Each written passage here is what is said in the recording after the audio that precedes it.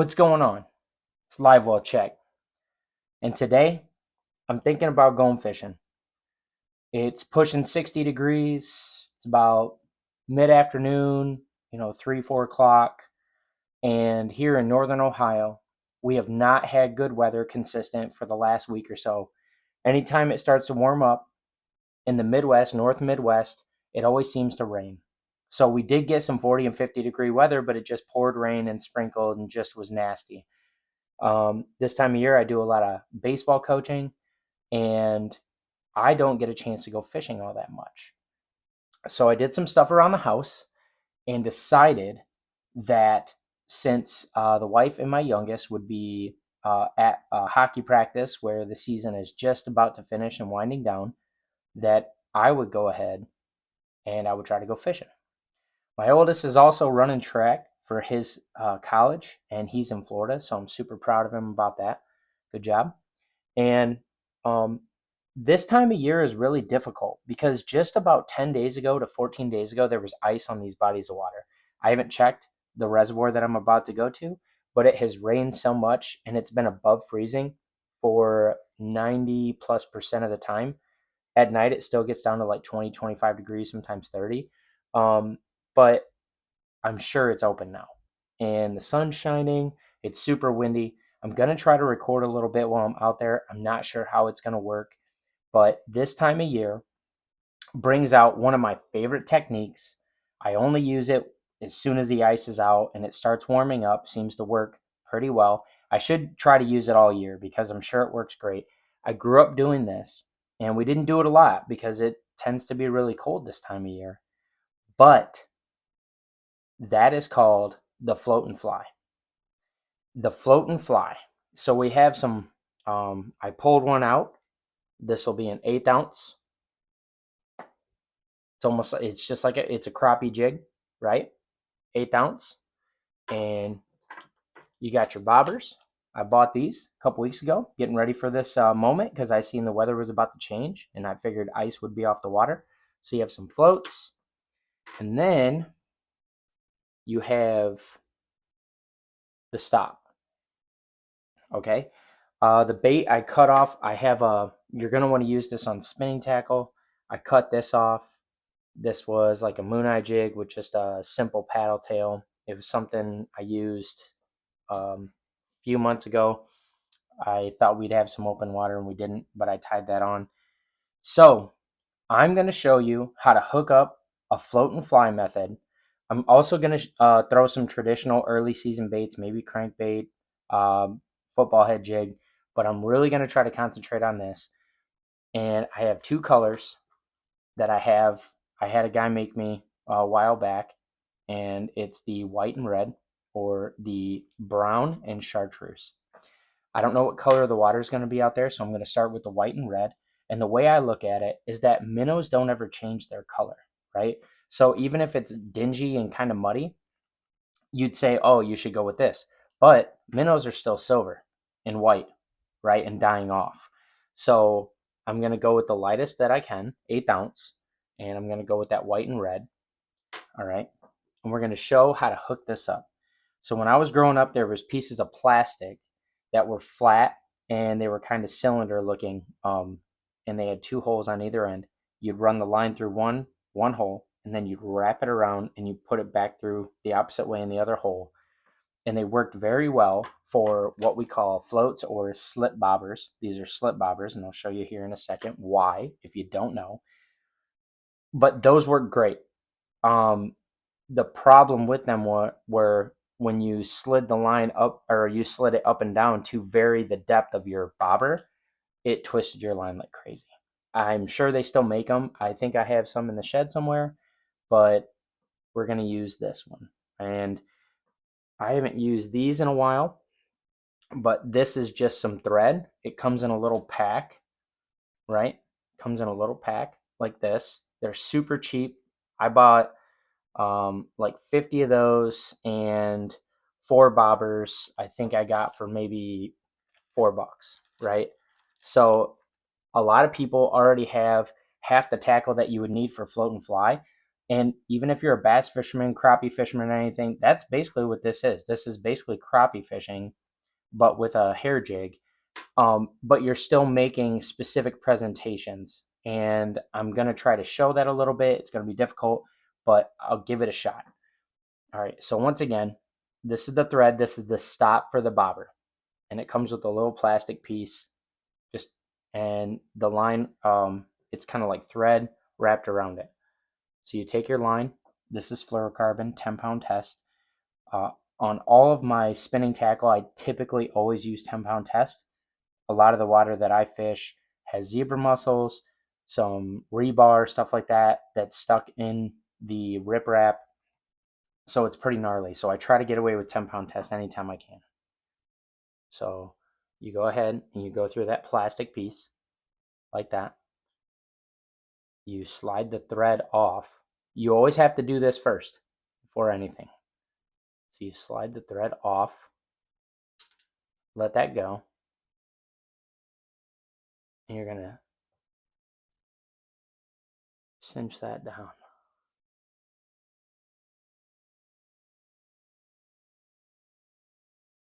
All right. That is your stop. You take scissors. It can be a little frustrating. You take your scissors. Let's see, it's been a while since I've done this. And you cut very close to that little knot. So cut that off, right? And then you just cut the other side.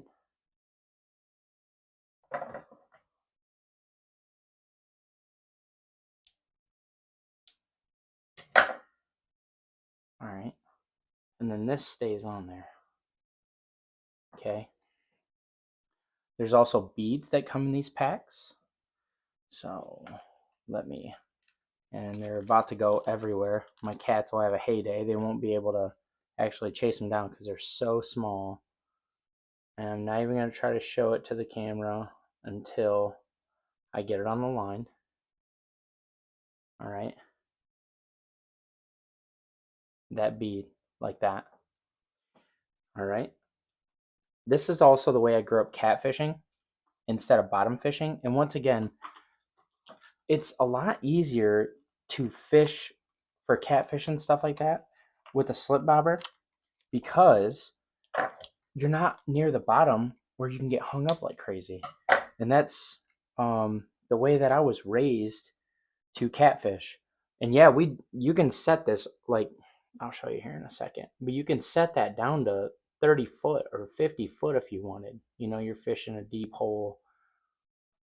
All right. So that right there is your slip bobber setup. I push it up there just to give me a little, right? And that bead, sometimes that thread wants to slide and get stuck in the bobber. You don't want that. And that bead protects it, right? And that's pretty much all that's for. And then we have our basically crappie marabou jig. This guy, he literally made crappie jigs. And he seen that I had like some bass photos and stuff like that, and asked me what I was interested in. And I said I was going to do the float and fly. And he was like, okay. This is old school.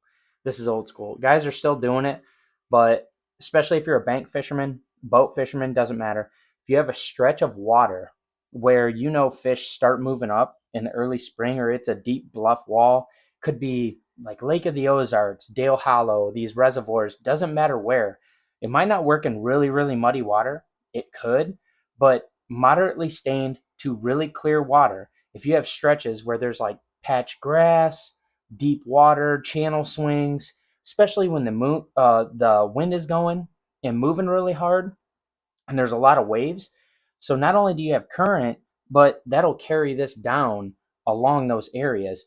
And it's a super, super simple, low labor way of just keeping a bait in the strike zone for a really long time. These lethargic fish, they'll raise up, they'll take a look at that bait, and they'll just eat it, right?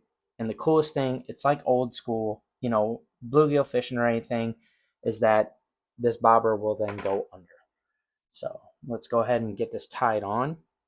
When I was growing up, they called this the fisherman's knot. This is, I believe it's now known as the double trilene or something knot. I don't know, but this is the same knot that I've been tying for a very long time. So what you do, you always want slack, right? So what you do, put the line through there once, through the eye of the hook. Same way I tie on regular hooks, spinner baits, everything. So you go through twice. I get it till it's about the size, I don't know if you can tell here, but the size of a nickel or a quarter, right? So I went through the hook eye twice, and it's going to look like that. I take the tag end, I start wrapping it around the main line. I want it to be the same size now. So, I don't know, you can't really see that. Let me finish a part of it. So right there, you have two of them. And I hold these lines like that. The lighter the line, I usually still go about 3 or 4 wraps. You don't want it to be too much. The thick line, you definitely don't want too many because it won't cinch right. So right there's about 4 wraps. You go through, you have these 2 loops. I'm holding them together. You go through those loops, and then you create a loop. When you go through those loops where these fingers are, you create a loop. You pinch all 3. You go back through that loop. It looks like a mess. I don't tighten it. I'm just getting that tag end, the main line. That's what it looks like before you cinch it down. Always wet it. Cinch it down nice and easy. Encourage it a little bit. And it should look about like a pyramid.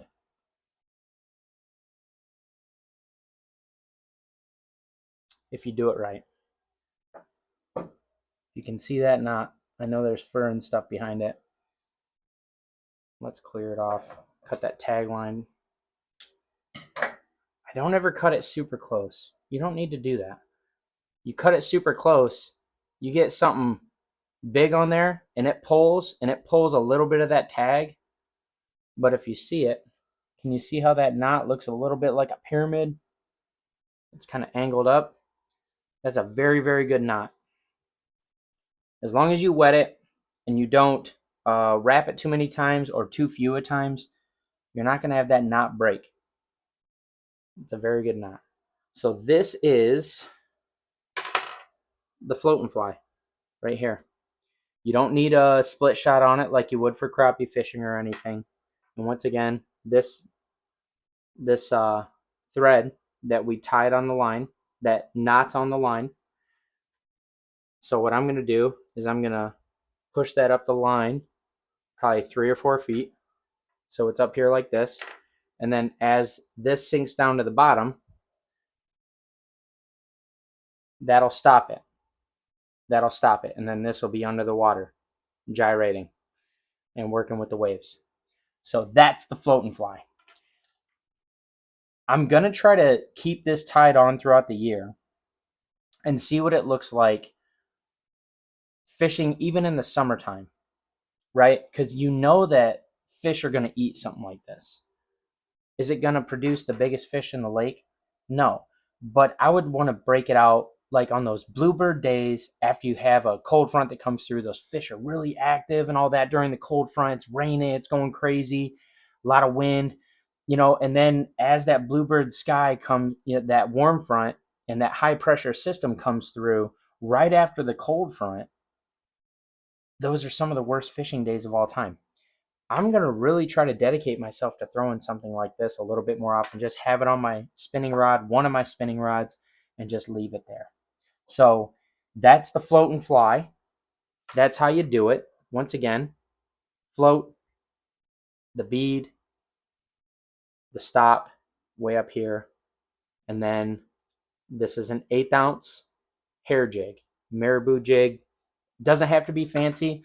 Last year, I had my son catch about a 13 or a 14-inch largemouth, and he did that by using a crappie jig just from Walmart. So, well, somebody got tangled up. All right. Well, I'm going to go out. I'm going to try my luck. And maybe I'll have some fish catching action or some pictures for this video. And then I'll be able to talk a little bit afterward. But once again, float and fly. I also grabbed some drop shot baits. I'm sure there's a way that I could make it work because you just have jig heads. So hold on. Let's take a look at it. Just like a basic jig head, right? More for wacky rigs, stuff like that. You could use that.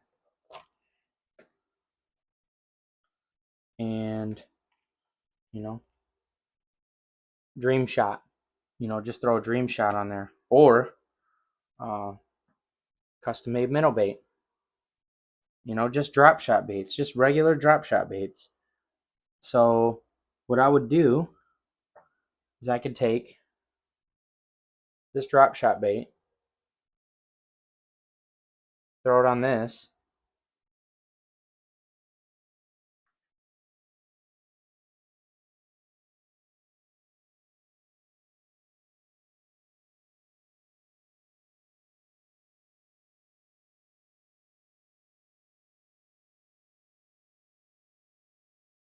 and that's something else you can use for the float and fly. You can use one or the other. This isn't a fly, but it's a plastic, or you can use the marabou. So I'm going to have this, and then all I would have to do is cut that off, tie this on, and this is, I think that's an 1/8 ounce as well. And I could tie that on, you know, with anything else. I mean, little baits, just a little bit different action. That's a little bit more subtle there. Like I said, this is just a drop shot bait box, you know. So some homemade ones I bought off a guy. Oh, that's a little worm. Give me a second here. I know I got some. Yep. This little hand poured drop shot bait. Just something simple.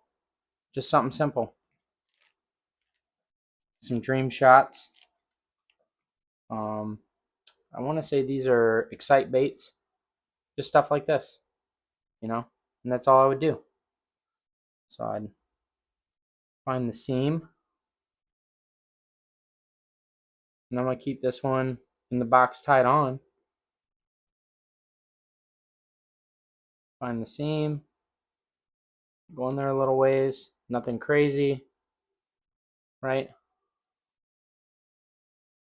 Just something to have underneath that fly. So I'll go ahead and throw that in the box, and I'll get back with you guys in a second. What's going on? I'm trying to make it where it's not super windy and I'm not like super close to your face, but I'll kind of show you what I'm doing here. So I'm ducked down, trying to keep the wind from blowing on the phone really bad. Right there's the float. And as you can see, the wind's blowing on the screen from right to left. So what I'm doing is I'm casting towards the wind and just letting it naturally blow down through there. And this is a flat over here. My rod's right here. I would have it in my hand, but I'm just trying to kind of show you what we're doing. I'm sure it's super windy and annoying. And every so often, if you want, you can kind of twitch the bobber like that and get a little bit more action. You know, and I don't exactly know where these fish are right now. What's up? So I just got back. It's dark. It's like, I don't know, it's already like probably 35, 37 degrees. Didn't get any bites.